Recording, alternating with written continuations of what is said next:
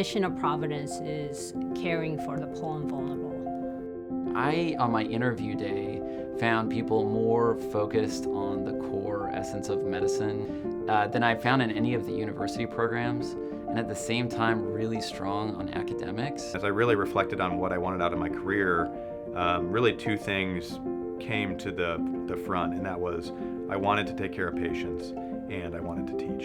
You know, it's funny, I always tell this story, being exposed to my grandfather who owns a hospital in Nigeria, and kind of pushed me in that direction. It made me feel like this is something that I can see myself doing long term. It's one of the few careers, I think, where ongoing learning is just a part of the job and a part of your life.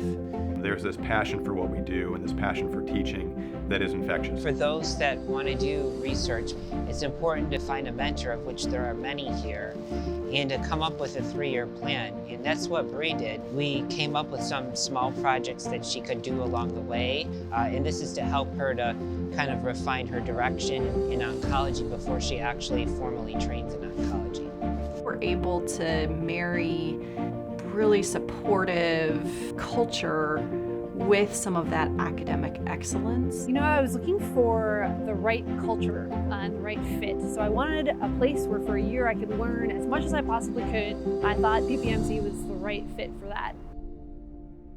I think teaching is one of the most exciting parts of medicine. I always knew going in that would be a big part of my career, and that's why I love Providence, is we really, devote a lot of time to teaching the residents and working as a team in that regard. I remember the first line in my contract: your primary responsibility as a faculty is the education of our residents. There's a lot of opportunities at a place like PPMC to really be that front line, that first care provider. So this is our ICU. This is where we get some of our most beloved training. Residents love coming here because it's so hands-on. We work with the amazing intensivists who are so knowledgeable. It's really nice actually just because we are one-on-one with the intensivists in this scenario. So there's no fellows here, and so we're the first person they go to with questions. The nurses come to us with questions, and we get this incredibly hands-on and special experience in the ICU under the constant mentorship and support of amazing critical care trained physicians.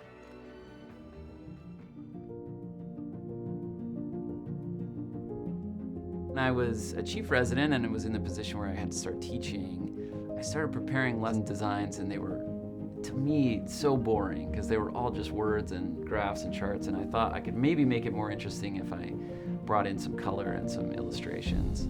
For example, if I was going to teach about iron deficiency anemia, I might do something like this, talking about the different ways that the disease manifests, but using pictures in addition to words. And what really stands out is the feeling and the connections you had to the program. And I feel really lucky that I was a graduate of this program and feel very well prepared in my everyday life now as a hospitalist. Having sort of a place that has a culture that's conducive to your learning, it makes things way easier. There's sort of like it's almost like a wind at your back pushing you in the right direction. You have to constantly learn. You want to make sure if you learn something new, you're sharing it with other people. I'm continually impressed with the energy and the life experience and passion that our residents bring to the table. They were so eager to teach and really went the extra mile to spend time teaching me things that were going to be helpful for my future career. Providence is, in some ways, it's such a unique place to train. Not very many places like this that, have kind of the close-knit community feeling. Part of the benefits of teaching is you're constantly learning, and that aspect of teaching and learning coming together is really the epitome of a residency experience.